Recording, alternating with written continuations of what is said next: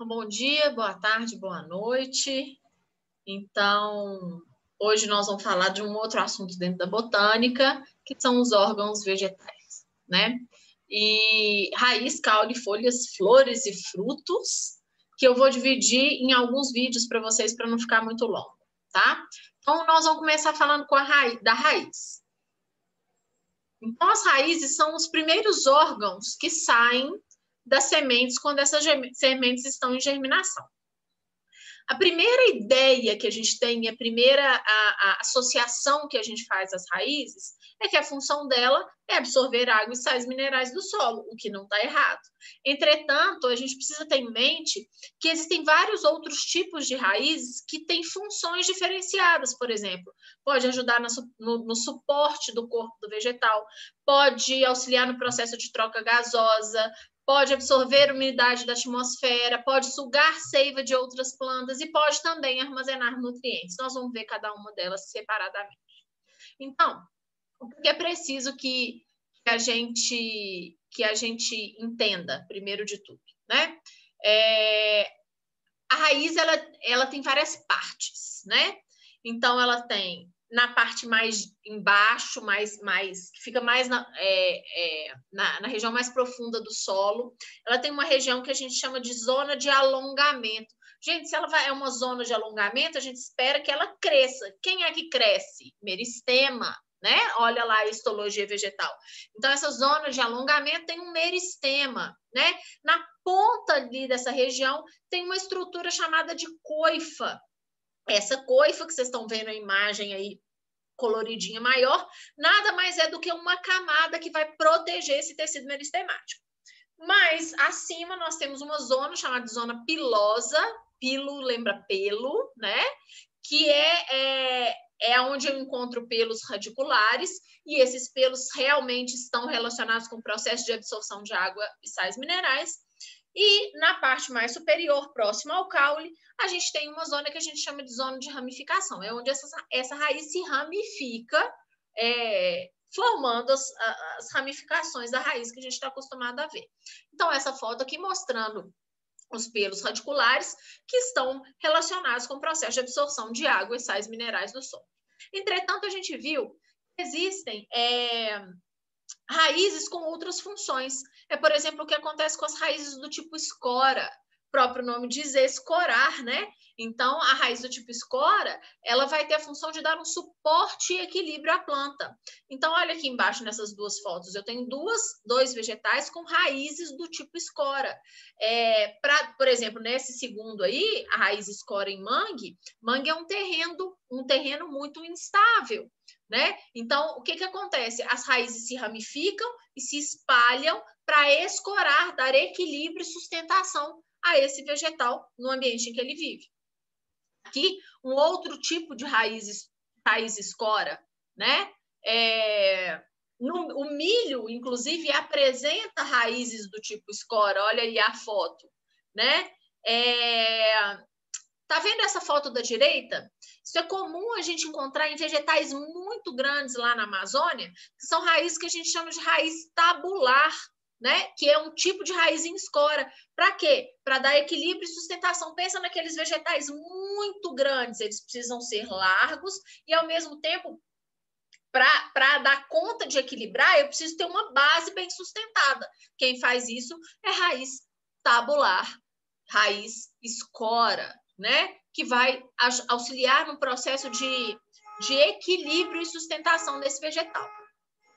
Um outro tipo de raiz são as chamadas raízes respiratórias ou pneumatóforos.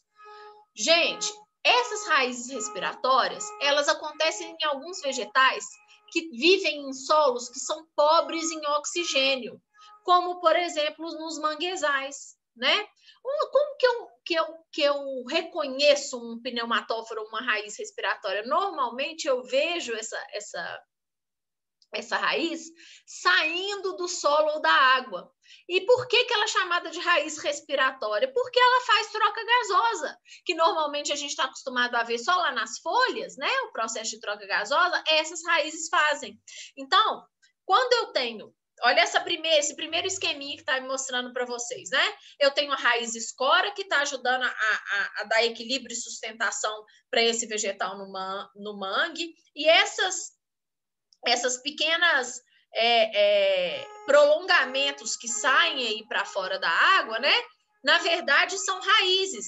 Então, as pontas elas ficam expostas e essas pontas são capazes de fazer trocas gasosas. Olha aí à direita. Então, aquilo que a gente vê no mangue saindo, que parece que são vegetais que foram cortados, que estão ali só pedaços de plantas, na verdade, são raízes de vegetais do mangue, porque ali é um terreno com baixa quantidade de oxigênio, então as raízes estão no solo, elas fazem uma curva e saem pela superfície para realizar trocas gasosas, raízes respiratórias ou pneumatóforos. Aqui mais algumas imagens desses pneumatóforos, uma numa região mais seca e uma numa região mais alagada. Fica a gente, de novo, parecendo que são vegetais, pedaços de vegetais que foram cortados, mas não, são raízes que fazem trocas gasosas. Um outro tipo de raiz é a chamada raiz do tipo velame, né? O que é essa raiz? É uma raiz que a epiderme é capaz de absorver umidade e nutrientes da atmosfera. Então, raiz do tipo velame é o tipo de raiz, por exemplo, que as orquídeas têm, né? Então, as orquídeas, o que elas fazem? Elas crescem sobre outras plantas, como eu já falei de algumas plantas parasitas. Então, elas são epífitas, mas elas não são parasitas. Se elas não são parasitas, elas precisam, de alguma forma, absorver água e sais minerais. Só que se elas não têm acesso ao solo, da onde que ela vai conseguir essa água e esses sais minerais? Da atmosfera. E quem faz isso? Uma raiz especial do tipo velame. Então, olha ali, ó, a raizinha da orquídea na primeira e na segunda fotos, né, na do meio. E na terceira, mostrando que a orquídea é uma epífita, ou seja, ela vive utilizando outros vegetais como suporte, mas ela não é parasita, né? Então, ela retira sua água e seus sais minerais para serem conduzidos pelos vasos do xilema lá para as regiões onde vai ocorrer a fotossíntese, através da atmosfera por uma raiz especial chamada raiz do tipo velame, né?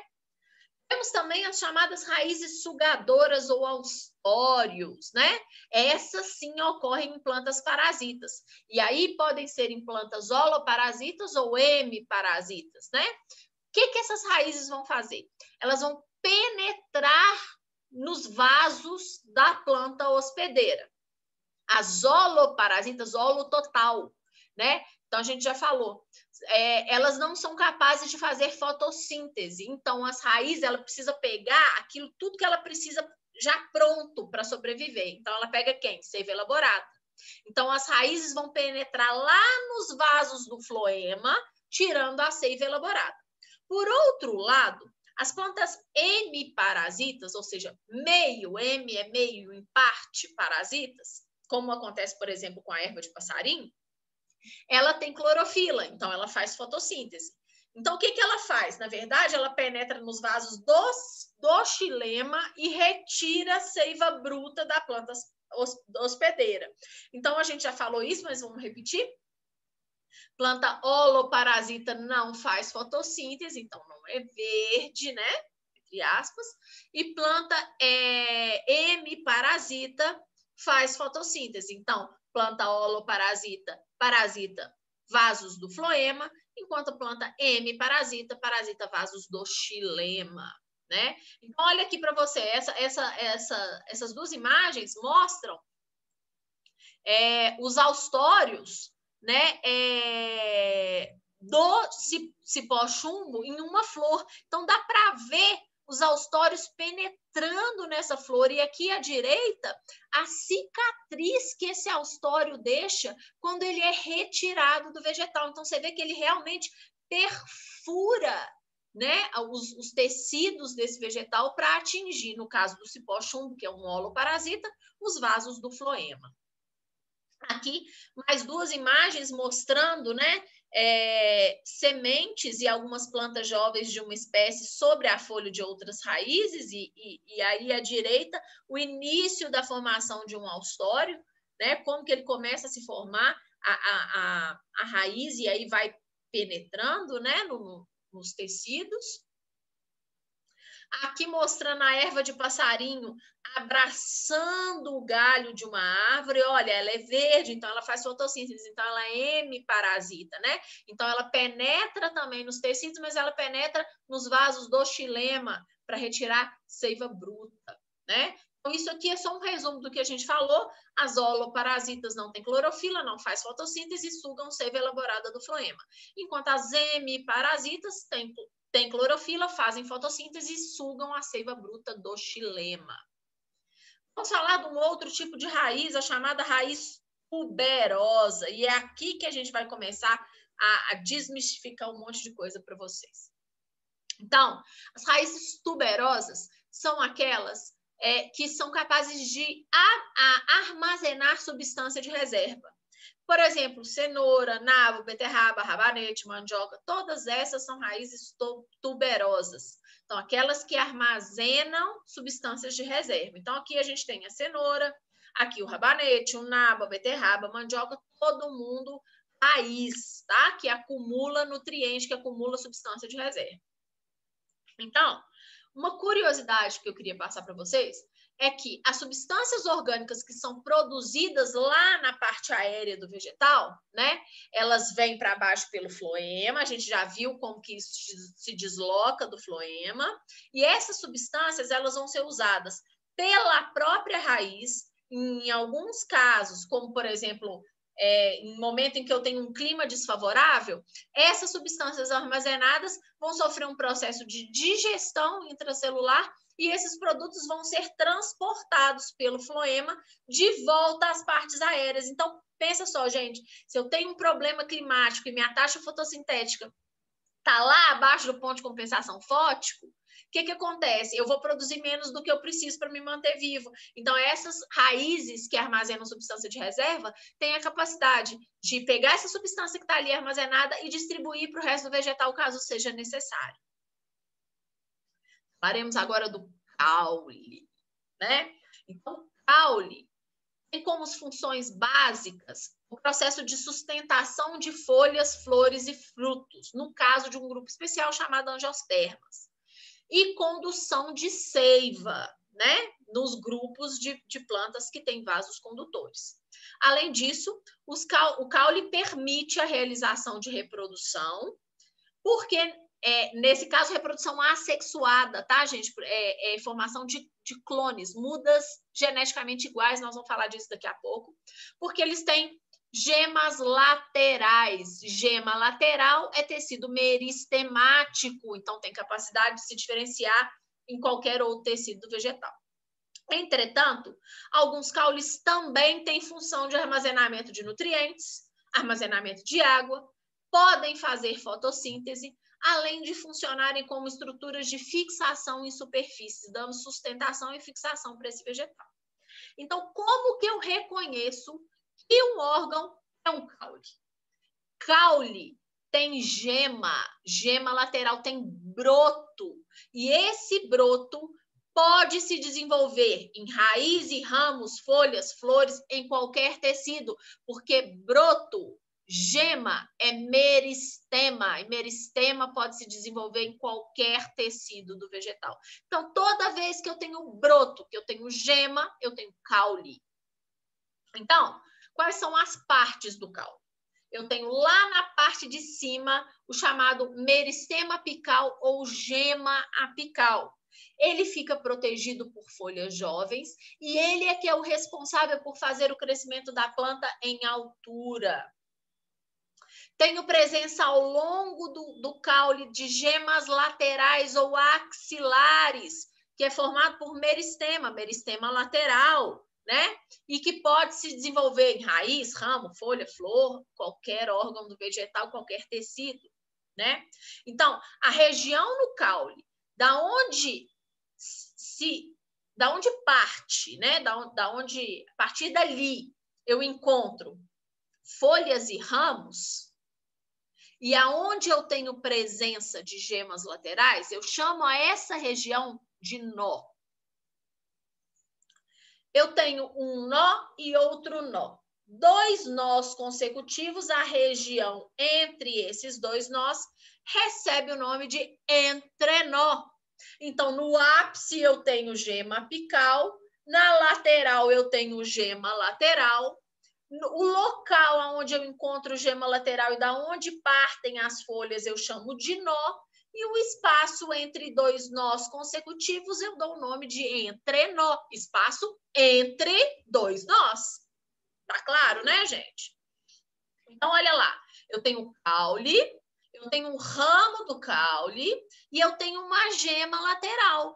Esse ramo do caule, a partir da onde vai surgir as folhas, eu chamo dessa região ali, aqui, ó, onde eu tenho a gema inserida e o ramo do caule, eu chamo isso aqui de nó. Então, olha aqui, nessa aqui no espinafre, eu tenho brotinho aqui, eu tenho um nó. Brotinho aqui, eu tenho outro nó. Brotinho aqui, eu tenho outro nó. Ok? Então, eu tenho vários nós e o espaço entre eles, entre nós. Porém, eu tenho caules com funções especiais, como é o caso dos caules do tipo cladódio. É um caule que faz fotossíntese e, além de fazer fotossíntese, armazena água. Se é o caule que faz fotossíntese e ele armazena água, há de se convir que, muito possivelmente, ele está presente em vegetais de ambientes com pouca disponibilidade hídrica, né? E se tem pouca disponibilidade hídrica, esse vegetal não pode perder muita água.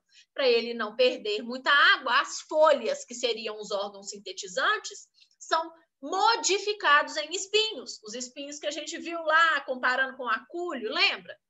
Então, cladódio é um caule fotossintetizante que é capaz de armazenar água e que suas folhas são modificadas em espinhos. É o que acontece com as cactáceas de uma forma geral, e essa direita aí é a planta da pitaia.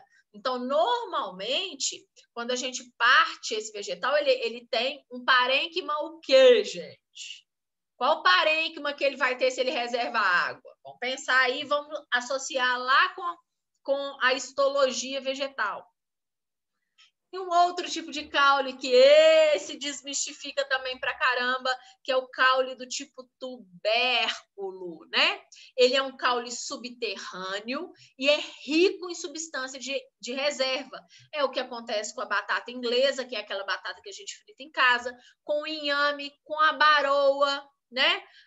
Como que eu sei que é caule?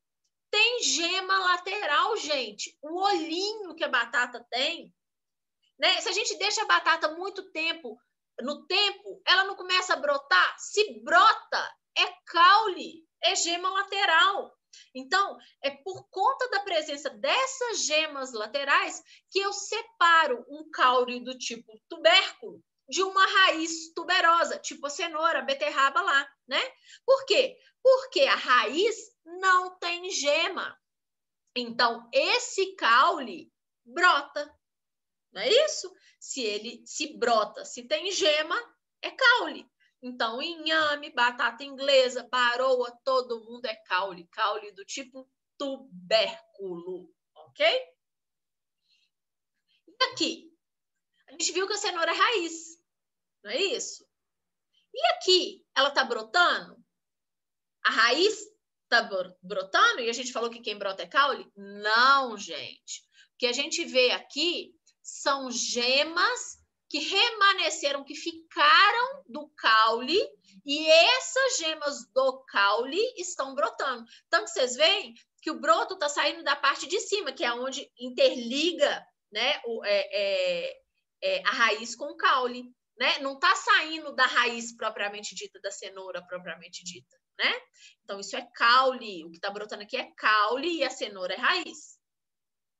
Então, aqui, ó, mostrando para vocês a planta da batata, né? Então, eu tenho a batata, que é um caule. Ó, a raiz dela aqui nesse pequenininho à esquerda aqui, ó, as raízes, ela é caule. E como uma planta que tem parte aérea, ela tem folhas, flores que essas flores, se forem germinadas, dão origem a frutos. Olha o fruto da batata aqui à direita, gente, penduradinho aqui do lado da flor, né? Então, batata tem fruto, sim, e não é o que a gente come. O que a gente come é caule.